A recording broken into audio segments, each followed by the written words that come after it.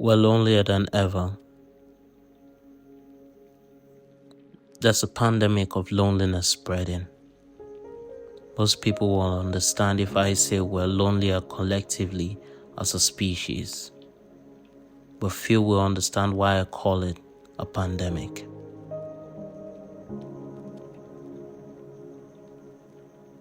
Loneliness is a part of the human existence.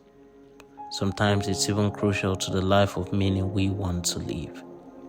Many people experience their greatest triumph after periods of loneliness and isolation. Some of the greatest humans to ever live were defined by their inability to connect the way most people do. They were lonely, and in that loneliness, they listened, they created, they built bridges between people with ideas that still shape us today. But this kind of loneliness served a purpose. It was a strategic weapon, a fire that forged greatness.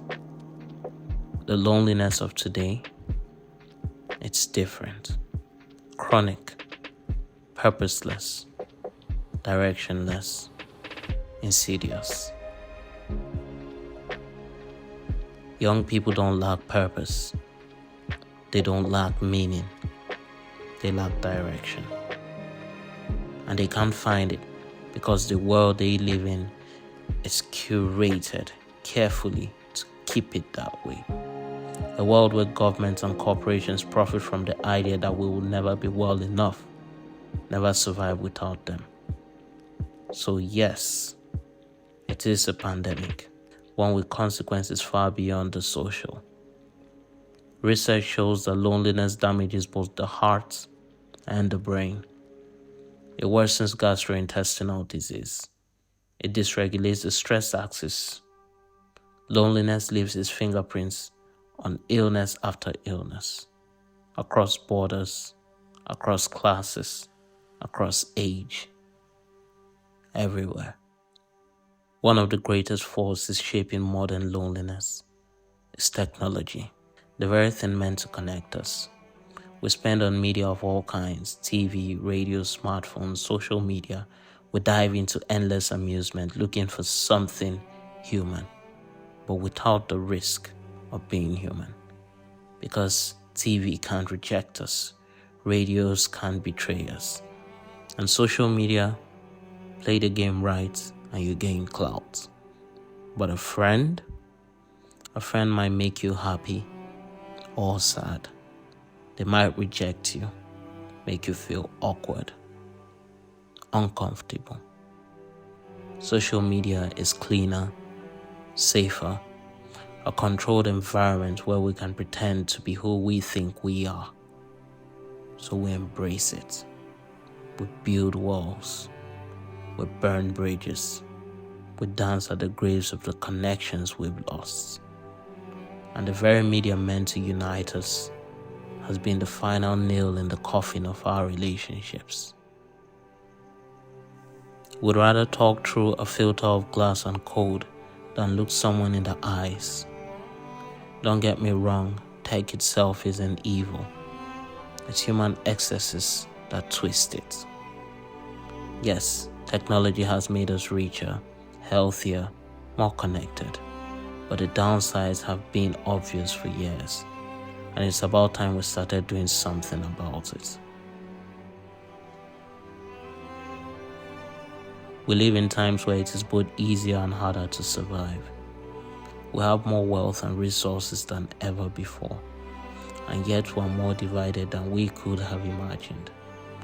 Governments, corporations, they keep us fed just enough, distracted just enough, content just enough, but never free enough to demand what we truly want: freedom, happiness, genuine human connection. Bread and circuses, an ancient idea still alive today. Endless streaming, content that never stops, images that never quiet down, toxic political shouting matches. Nothing changes. Focus on the new fad, the new scandal, the new outrage, anything to keep you from noticing that the world around you is burning down. We're more isolated than ever. We're drifting further apart, and yes, powerful systems profit from that division. But there is hope. This isn't some cliche about going outside and touching grass. This is a plea to engage. Engage with the world. Engage with humans and with the messiness of being alive.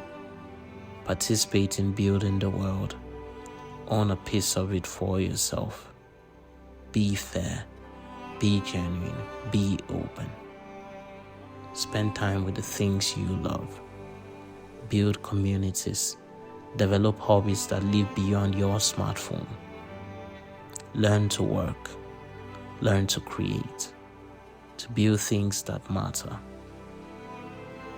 And if you do feel lonely, remember this. There are people out there who will listen. People ready to help.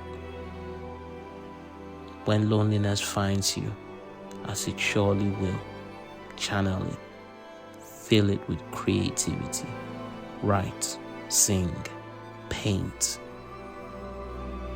Because loneliness is a part of the human journey. In many ways, it's inevitable, but it doesn't have to stay that way.